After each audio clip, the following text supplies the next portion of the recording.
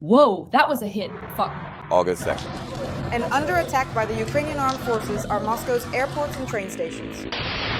Thousands of drones heading for Moscow. Not even Solovyov's horror stories had anything like this. The city of Moscow is starting to visibly collapse and crumble. Damn, cars are on fire. Whoa, that was a fucking hit. The whole damn building. We've been bombing Moscow non-stop for 3 days. We're bombing with drones. Muscovites are running out of their homes in panic. Now a third one is on fire. Oh, For the third day in a row, there's chaos at the airports in Moscow and St. Petersburg. The aviation system is destroyed. 500 flights have been cancelled. Nearly 2,000 delayed. 90,000 Russians are trapped. It's just insane. Everyone's flights have been cancelled, even those in Kazan, unfortunately. In St. Petersburg, they're jamming mobile signals. The airports are like camps. People are sleeping on the floor, crying, shouting, fighting for information. This plane landed last night. I've been trying to communicate normally and call for 24 hours. I managed to put them to bed. will it happen or won't it happen in the end? It doesn't work out well. Neither the airport nor the airline is talking. No one is talking. It doesn't work. Crowds of people, widespread panic and utter hysteria. There are no flights available, no connection to the outside world, and absolutely no hope.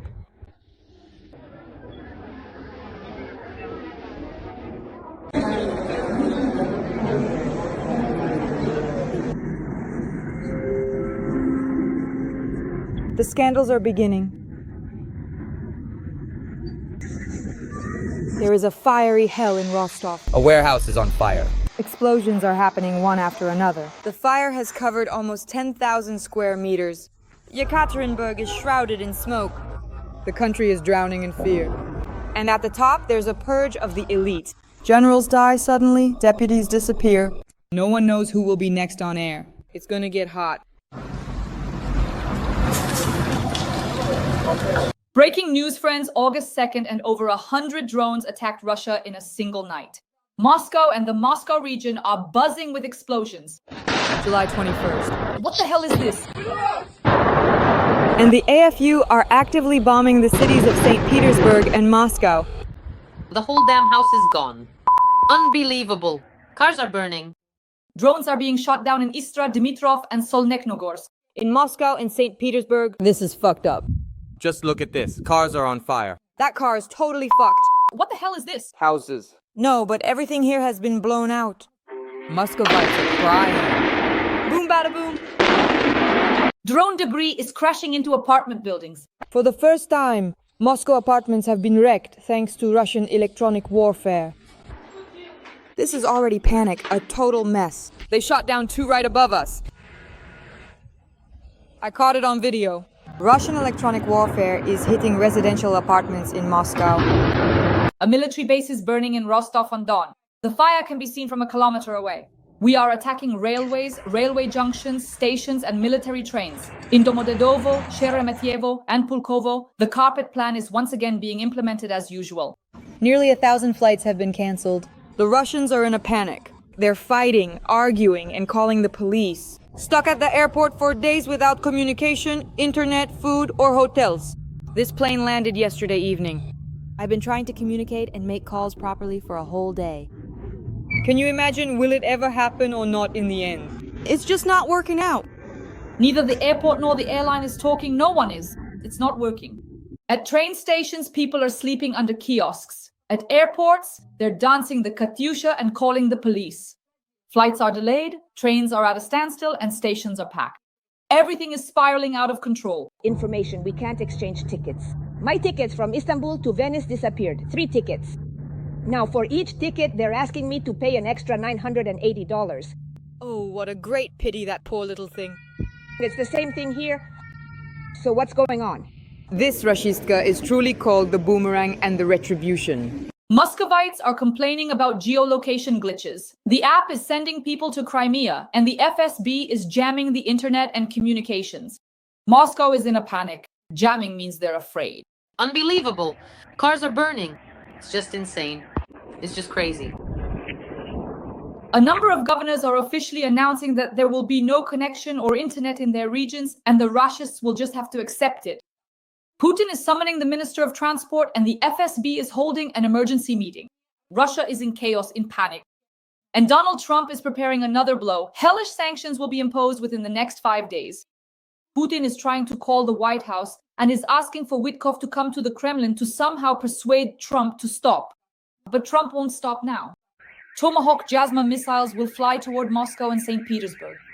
The final showdown is approaching. August has come, the bloodiest month for Russia. They haven't even reached their target yet. Are the occupiers and Rashists scared? Here comes the boomerang. Oh my goodness, holy shit, that is absolutely incredible and truly astonishing. Shoot it down, damn it. Damn it, here, do it. Come on. Damn! Muscovites are weeping. Crap. Fuck. We'll discuss all of this with the well-known journalist Olesya Bazman right now. Olesya, I'm so glad to see you. Likewise, Dasha, I'm glad to see you too. Hello, friends. The bloody August is beginning for Russia.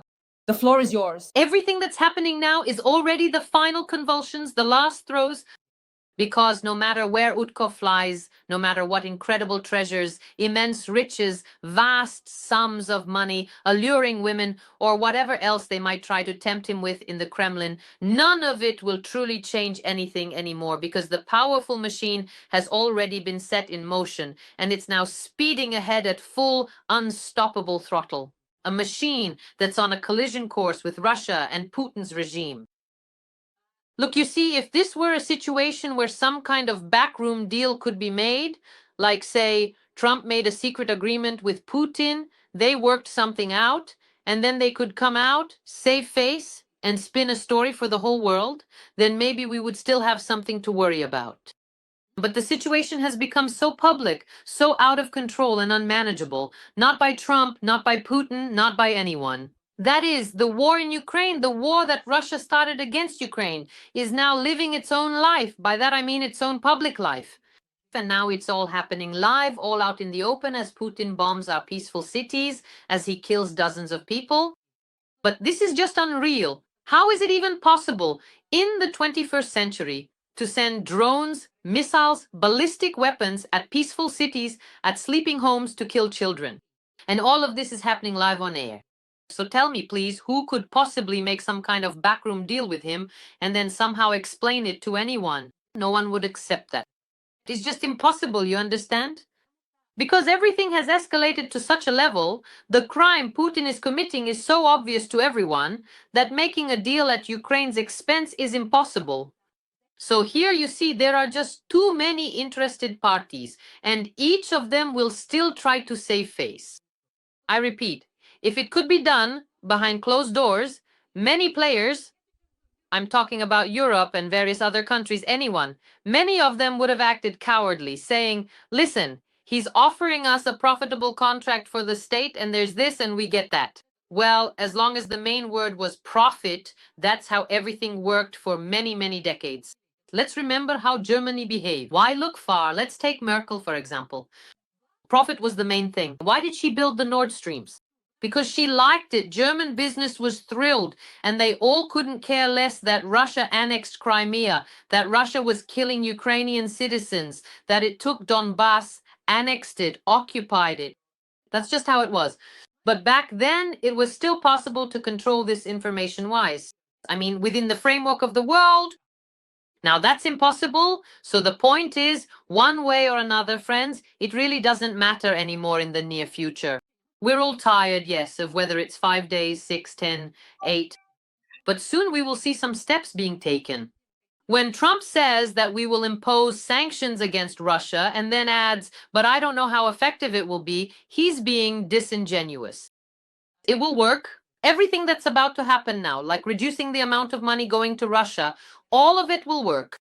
Yes, it won't be like America imposes sanctions today, and the next day we see Russia falling apart. I don't know, like Dagestan breaking away, or the Kaliningrad region saying, I want to return to my historical homeland, or China taking something for itself.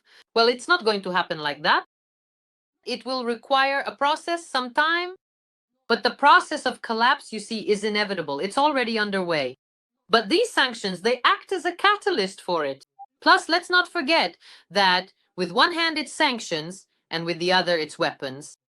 And that's not just something people expect. These are promises that have already been extracted from Trump by European partners, by Ukraine, by all his American allies, and by his voters.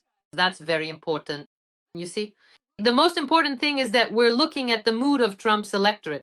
And Trump's electorate, despite everything, can now say that this is our victory. They are pro-Ukrainian. They don't want Putin to win, which is why Trump will provide us with weapons. What do you think? Here's a very important point. Look, Donald Trump will announce sanctions soon, already in August. What will Russia do at that moment? We see that India has already refused to purchase energy resources. It's unclear what will happen with China. Brazil, too, as I understand it, will most likely step back. It's unclear what will happen with Turkey. As I understand it, Trump has already reached an agreement with China and the European Union because the main buyers of Russia's energy resources right now are China, Brazil, India, the European Union, and Turkey. Let's break down who will step back and how much this could impact Putin and his financial ability to wage war. Well, look, not so long ago, Dmitry Gordon and I were in Azerbaijan. And what did I hear from President Aliyev? Among other things, well, apart from what everyone heard, which caused a huge uproar in the Kremlin, with Zakharova climbing the walls, I don't know, maybe going on a bender. But in general, of course, they really didn't like what President Aliyev said because he spoke very true and just words addressed to Ukraine and Ukrainians, words of support. He said, fight, never give up, never agree to the occupation of your territories because justice exists and you will achieve everything. But what else did he say in the context of your question? That Azerbaijan is increasing the amount of oil it produces. So this also adds to the point that friends, well, in the market, or rather, let me put it this way. On planet Earth, Russia is not the only country, thank God, that has natural resources, natural energy resources, which we very often. It's even easier to extract than in Russia, because in Russia, many drilling processes for both oil and gas are associated with significant difficulties since, well, among the main deposits, the ones that remain are places where development and extraction are a very costly process. And most importantly, it's impossible without Western equipment. They don't produce anything themselves, you see? They don't have this themselves. So without Western assistance, there will be no oil, no gas flowing for them. They won't be able to extract anything. It will just sit there as dead weight, that's all. And that's it, you see. It won't help them in any way. So Azerbaijan is also increasing its oil production. Moreover, here's another piece of good news. If anyone missed it, I'll quote it right now. Yes, that's another one for the collection. Here's some excellent news in the context of Azerbaijan. Just a second. Here it is. For the first time, Ukraine is importing gas from Azerbaijan via the Trans-Balkan route. The gas will come to us through Bulgaria and Romania. You see? So yes, for now the volumes are still small, but that's it, the process has started. This initiative is now up and running. This is all about energy independence and not just ours. Europe's independence from Russia as well. This is what Russia has always exploited, the so-called gas needle. God, I remember those stories. You and I are monitoring everything that's happening on Russian channels. We need to understand where they're heading and what they want. When I remember, well, it wasn't always the main topic, but since 2022, when they launched the full-scale invasion, they've had so many stories and, really vivid ones at that. And some of them, they just filmed as if it had already happened. I don't know. They built sets for this, did it at film studios. Like how Europe is freezing without Russian gas. So, was that the kind of blackmail? And how they showed people, look, Berlin is covered in snow, people are just dying, freezing, turning into icicles right on the streets. In Paris, the Eiffel Tower was completely frozen and almost cracked. I mean, you get it, right? All the supermarkets are closed, buried in snow. There are hundreds of casualties who were left without heat. It's true. I don't know, did you see this or not? I actually analyzed it, we were monitoring it. They were doing this and, you go in there because you're curious to check it out. You go to some of their local media, start reading and thinking, damn, maybe we missed something in the newsfeed. We don't have any of that here. You read the local sources, you turn on their channels, And then you realize that everything is great over there. Or you call, if you have friends or acquaintances in that city in some European country, you call or text them and ask, listen, is it really that bad over there? What's going on? They start laughing and say, well, look at how terrible things are. Here we have the windows open. It's so hot we can barely breathe. Everything's fine. But it turned out that this blackmail didn't work. And it turned out no one died, no one froze without that damn Russian gas and oil, which they always used to blackmail us with as well. Just remember all those times when Ukraine would always spend New Year's under the Kremlin's Christmas tree in the form of Ukrainian prime ministers who always went there because, as usual, right before New Year's, there was always blackmail, renegotiations, re-signing of contracts. What does Russia do? Russia tries to twist our arm any way it can, and it was always like this. Give us some kind of debt for this gas, prices go up. Give us those bombers you still have from Soviet times. Give us those planes, give us your anti-personnel mines, hand over this, hand over that. And back then, the leadership would give them away. But how could they just give those things away? But strategically, if you thought a little bit ahead, just 10, 15, 20 years, it was pretty clear what they were doing it for. They were trying to disarm us, and they achieved great success in that regard. On top of that, their agents were everywhere, working at all levels here. And some of them are still around even now. But thank God, look at the fight going on now. Just look at how many are being exposed, how thoroughly things are being cleaned up. The SBU is really doing a great job. So right now, they really are the structure that protects Ukraine from any foreign influence. Yes, especially from Russia and Belarus. And this really happened. Russia has always blackmailed us, and using those energy resources took away our military potential. And now it turns out that in the world, there are actually many countries where you just need to lift the sanctions from someone. And Trump will go for it. He won't have any other choice. Let some countries extract resources, help others with the same technologies, or renegotiate with someone so that production can be increased and the issue resolved. Turns out everything is possible. And Russia can be kicked out of this gas market, you see. When they're left with it, what? Are they going to drink their own oil if they manage to extract it? That's all they'll have left, you see. They'll be breathing their own gas and drinking their own oil. That's the future that awaits them now. You get it, right? And of course, their main goal is to exchange energy resources for money. And I'm amazed I still, I keep thinking, no, right? I think, well, it's all clear with them, my God. And then you think, damn, how stupid can they be? How is that even possible? I mean, the Russian people. So just imagine Putin, let's start from 2008, that's the first war, when he went against Georgia, right? Then there were all the others, then it was us, then the annexation and others. So according to various estimates, Putin has spent at least $1.3 trillion on wars. And some experts and analysts say that it could potentially be as much as $3 trillion, a truly significant amount. All right, let's just take, for example, an average of $1.5 trillion. So, if you calculate and convert that per capita, per Russian citizen, they have 140 million. Well, now it's less, I don't know, let's say, okay, let's take 135 million. So if you convert all that, it turns out that each Russian in just how many years is that? Well, let's say 15 or 20 years could have received $10 million from the state. And I'm being very modest here. 10 to 15 million. That's for each person, you see? And for a small family, say 3 people, that's $30 million. That's what the state should have given them. But instead, the state, that is Putin and his clique, spent it on war, on destroying other countries. Plus, they stole it. Of course. So part of it went to war and part went to their personal enrichment. They took it out of the country. So yes, they built a little bit of a life for themselves somewhere, but everything else, of course, is in assets, in luxurious villas, houses, yachts. That's all in the West, still in bank investments. So just think about it. Those Russians who are watching us right now, do you understand what we're talking about? The point is that each of you, not $30, not $20,000, not even $40,000, should receive from Putin for those who wanted to go to war, kill Ukrainians, and get 30,000 for it. For what? For losing a leg, an arm, or both in the best case scenario. Or on average, a Russian occupier lives for 3 weeks. In 3 weeks, you'll just turn into compost, simply into compost.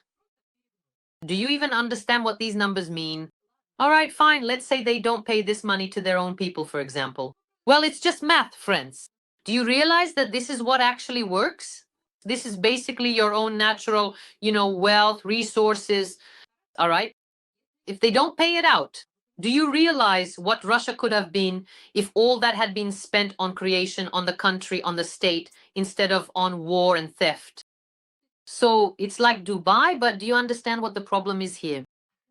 The thing is, I don't want to say they're all stupid, people are different, but the majority of them just don't want to go abroad. They don't want to see what's happening out there.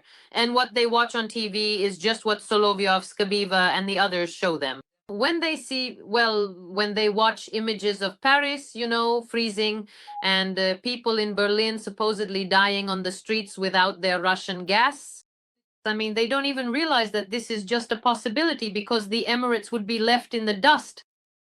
The Emirates with their climate. And just imagine in Russia what natural landscapes they have, how beautiful everything is, what incredible hospitals they could have built, roads, Disneylands, casinos, hotels, the best schools and universities. In the end, they could have replaced those wooden outdoor toilets with proper toilets and wouldn't be stealing or looting them in Ukraine. You understand? I mean, it would be the standard of living, the level of education, the quality of food and products. It would be everything. They would all be living like millionaires. And what would they do, tell me, in that situation? That is, if you compare it to the life they have now, well, then people would really want to go to Russia to see all of that. Can you imagine how quickly tourism would skyrocket? And here's another indicator. Do you know many people who want to get Russian citizenship? But people want to get American citizenship en masse, even risking their lives. And people die just trying to get to America. They at least want to send their children there, to get them in somehow, so that at least their kids can have that kind of life. People are still dying in droves for this. Do we know anyone who's that desperate to get to Russia? Look, the few examples that do exist, you can count them on one hand. They're total oddballs, really, who want to get a Russian passport. You can count them on one hand. Seriously. Russian propaganda makes stories about each one of them, pretending like, look, see, showing every single case. And then there are questions about the reasons, Both mental and financial, all of them. Like, how did these people even end up here? Why do they even want to do this? But millions want to get into America, Just like that. They don't need any stories, they just want to get there. That's where people should be striving to go. That's where the standard of living is. That's the country. So listen, it's a colossus with feet of clay. It only stands because of ignorance, the widespread ignorance of the population. Because they don't ask Putin the questions I just mentioned to you. So they're only holding on because of that. But even that has its limits when there's nothing to eat. And that's exactly what they're heading toward. At that point, it all comes down to these, basic needs. Now they've reached those basic needs. Let's discuss this. Right now, Ukraine has caused an aviation and railway collapse that has really forced the FSB to get serious. I've noticed that governors from various Russian regions are telling their residents, the Russian people, that they'll have to live without the internet for a while, to bear with it without communication. And right now, I'm reading that more than 4 governors are reporting that there will be no communication or internet working in their regions. Look, we've taken down Russian aviation with losses exceeding $50 million. We've crippled the railway sector, and that's without even having American long-range missiles or Tomahawks or JASSMs and so on yet. And what will happen when Ukraine gets the capability to strike far, to strike deep, as General Syrskyi is talking about today? He asked Trump to provide long-range weapons. What kind of special operations will Ukraine then carry out against Russia so that people in Moscow, St. Petersburg, and everywhere else will tremble, facing aviation and other types of collapse? You see, this is entirely possible. Well, that's the Stone Age. That's what Putin wants to create for Russians. Basically, that's his road to a bright future, which he's actually showing them in practice. Subsistence farming, foraging, no pensions, no schools. Children living like those old believers with 10 or 12 kids per family. Natural selection. No hospitals. Whoever survives, survives. If you get sick and your immunity is stronger, you'll live. If not, well, then not. There's no infrastructure. There are no food production facilities. But this is exactly what they're saying themselves. Look, when I say this, it's their own deputies from the ruling party in the State Duma, all of them, friends, discussing this. So just so you don't think I'm making up some kind of, fantastic fairy tales here, or that I'm some new Voinovich writing science fiction about the future. In fact, everything he wrote has already come true. By the way, speaking of which. But the thing is, they're heading in that direction, and the lack of internet, look, that's exactly what Putin dreams of. Because it's very important to him that there's no communication at all so that the population turns into a complete herd. A docile herd that can be easily controlled, effectively led to slaughter, meticulously sheared, and thoroughly milked for all it's worth. That's it. He doesn't need anything else. That's the main goal. But do you understand what I mean? He still doesn't take into account the fact that even a herd can rebel. Because when you push too far, any herd will remember and know the road to the Kremlin, you see? And that road has already been paved by Prigozhin. He already showed the way. He just didn't make it all the way there. He stopped because his goals weren't ideological. His goals were purely financial, about money. But here it will be a matter of survival. And as they gradually sink deeper into this ancient Stone Age era, they will undoubtedly experience all of its unique and captivating delights firsthand. But I truly think that, as is usually the case, significant revolutions most often happen in very large, bustling cities, specifically within the nation's capitals. In other words, the major metropolitan centers of Moscow and St. Petersburg definitely did not sign up for a return to the primitive Stone Age, because up until this point in time, they haven't really felt the direct devastating impact of the war themselves. It's somewhere far away that Ukrainians are being killed, and they don't care. Ukrainian children are simply being killed by bombs every night. Mothers in labor, pregnant women. But why should they care? It's not happening in Moscow. At Patriarch Ponce, they're still serving coconut lattes and so on just fine. Everything is working. And despite all the sanctions, they still manage to get and buy branded goods everywhere. So their lives are bustling. It doesn't affect them. They just keep quiet, accept the situation, and are happy about it. But the thing is, the war is already coming to them. And the circle is steadily tightening, you see, around the city of Moscow. And now this Moscow Ring Road, the very one they meticulously built, 1, 2, 3 of them, in fact, it's progressively getting narrower and narrower, creating a more constricted feel. And here we're talking about the fact that the war is getting closer, Ukrainian drones are flying, and there is no longer any safe place, not in Moscow, not on Rubliovka, not even their mansions are protected. But this is only the beginning. And when we talk about the internet going down in peripheral cities, they don't realize that soon the internet will go down for them too, and they won't have any connection either. And their stores will stop working, and their sewage systems will stop working because there will be an infrastructure collapse, you see? That is, transportation will stop too, and everything else, because one thing leads to another. And actually, to be honest, look, their infrastructure is completely rotten. Why? Because they never invested in it. They're still living off everything left from Soviet times. But all the money they claim to spend on maintenance, repairs, and the entire state infrastructure, they just steal it. Well, that's true. The corruption there is just unbelievable, And here it just takes, everything is rotten through and through. All it takes is to poke one spot and the whole house of cards will collapse. And that's when I want to see how these enraged Muscovites, without hot water, without sewage, without electricity, without internet, what are they going to do then? Moreover, even the same security forces who are supposed to protect Putin, believe me, even now they're talking among themselves. So what will happen? But somehow things aren't going the way he promised us. The old man, well, they call him the old man, meaning Putin, the way he promised us. It's all just, well, what kind of ending will there be? And what will happen to all of us? So what does that mean? We're all accomplices after all. We're the security apparatus. So it turns out the real criminals are us. You see, it's not just Putin because they were with him. They committed and are still committing these war crimes. And now they're starting to think about what's more advantageous for them, At what point should they turn in Putin? At what point should they switch sides? Because Putin won't protect any of them. And they understand that perfectly well. They're not his kind at all, not his style. It's like, the motherland will abandon you, son. We're talking about Russia. Russia always abandons people. Putin always abandons everyone. And I'm not just saying this for no reason. There are plenty of historical examples. How many times has he easily given up his partners or friends when it was no longer beneficial for him? And in this situation, look, I don't see a good ending for them. I just don't see it.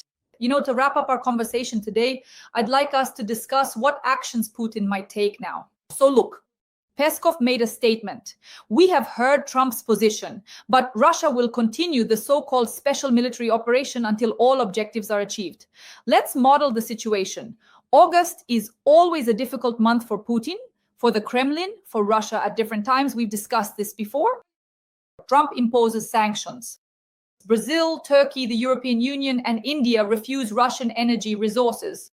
What do you think happens next with Putin? Because there are two possible paths here. Well-known military analysts tell me on my YouTube channel, Dasha, the war will be very long. Putin will keep fighting, and he doesn't care about any of this.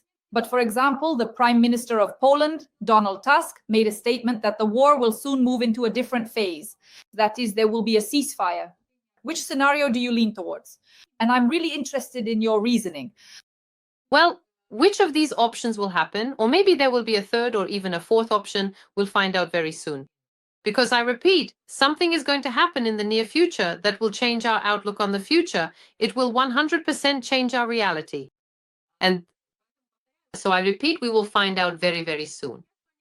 But I tend to think that I don't see Russia having the resources to wage a war that lasts many, many years. Why? Because inevitably, I repeat, going back to where I started, Trump will impose sanctions. At first, maybe he'll impose lighter ones, but then more and then even more. This will hit the economy, which is already on its last legs. And what is Putin supposed to do next? Declare mobilization? Well, fine, but that really could provoke a revolt. He's afraid of that. Look, if he felt he could do it, Putin, he wouldn't be spending $50, $30, $40, $20,000 to lure people in, basically to get them to sell their lives to him for that money. He would just mobilize everyone and get that cannon fodder for free. But instead he's buying it, and at a high price. So why the question is he buying it? Is it because he's so generous? No, it's because he understands that mobilization poses a personal threat to him, to his power. And that's basically equivalent to his own life. You see? That's why, without resources, Russia won't be able to wage war for another 5, 7, or 10 years.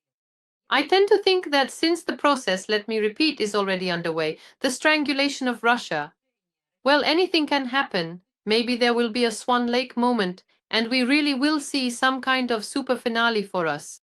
But if everything continues gradually, then it's a process of strangling Russia, and Russia's ability to wage war will keep shrinking, because that's the main thing.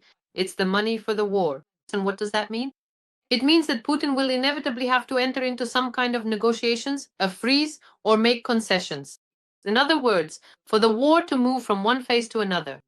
Yes, in the best case scenario, it's a halt to the war, a peace agreement, but again, I repeat, on our terms. We don't know how this will unfold, what kind of power reshuffling in Russia might result from it, and so on and so forth. But the fact remains, what we're seeing now, look, this is important. Let's not just simply read mere statements, but rather, let's carefully read the profound symbols and significant signs, and indeed the undeniable facts that we clearly observe, which inherently speak much louder and more powerfully than any mere words or written statements could ever convey. Namely, the behavior of the Russian delegation in Turkey at the last meeting has changed dramatically. Well, I say last, but we understand this will continue, and in what format is also a question. At the last meeting between the Ukrainian and Russian delegations, the Russians behaved like little bunnies. That is, before this, they would come and just be rude, talk down to us, throw things around. You remember how it was? Well, and even now, if you don't give up these regions, then we'll take Sumy next, and then this one too. They got what they deserved, they got what they deserved. But this time, well, our delegation said, we didn't even recognize them. They were all polite. Hello, goodbye, please, this and that. Yes, they were still pushing their messages, but the attitude was completely different. Why is that? What does that tell us? It shows that this is very important to them. They're afraid. They don't want to anger Trump. They're doing this for him to create the appearance like, look, we're negotiating. We're working here. I mean, it's obvious to anyone with half a brain because with one hand, they're at the negotiating table and with the other, they're destroying peaceful Ukrainian cities. But nevertheless, here they started behaving differently. What does that tell us? It means they don't want these sanctions, you see? They're stalling for time. They're dragging out the process because if they didn't care, this wouldn't be happening. Moreover, there are a number of other points, but I can't talk about them. At the negotiations in Turkey, which show that they really want a halt, an end to this. You see, they need this. And moving on. The fact that now Putin wanted to make a statement but isn't making one, he's postponing his speech. And he asked Vitkov to come. Let's talk some more. Let's do something else. Look, he's floundering. He's floundering. And he wants, when Trump announced those 10 days he's giving from 50 down to 10, and every day we see new statements from Trump, and they're all anti-Putin, anti-Russian, he got really nervous. He's trying to get through to the White House. He's trying to negotiate, but Trump no longer wants to talk to him. So if you remember before, Trump used to start and end his day saying, I want to meet with Putin. I'll work everything out with him. But now when he was asked, do you want to talk to him? Not even meet? He says, no, I no longer have any desire to talk to him. So he doesn't pick up the phone for Putin. It's like now they're saying to him, well, let us send Vitkov. For what purpose? Essentially to accept Russia's capitulation. But what is Putin hoping to do? Once again, to buy time. Now, as for Vitkov, since Vitkov apparently is susceptible to all these stories, they will try once again to shower him with everything they can. I don't know. It was Osechkin who told me that those presidential planes, the ones that are always flying, Dmitry is constantly transporting tons of black caviar for Vitkov and for Trump, supposedly for his family. I don't know if he actually takes it or not. Well, it's Russian black caviar. My God, what else is there? Some kind of so-called Russian vodka and so on. You understand. So the point is, they're going to try, as always, to use the same old tried and true scheme, but this time it won't work. Thank you so much and see you next week. Thank you, Dasha. Thank you, friends. Until we meet again.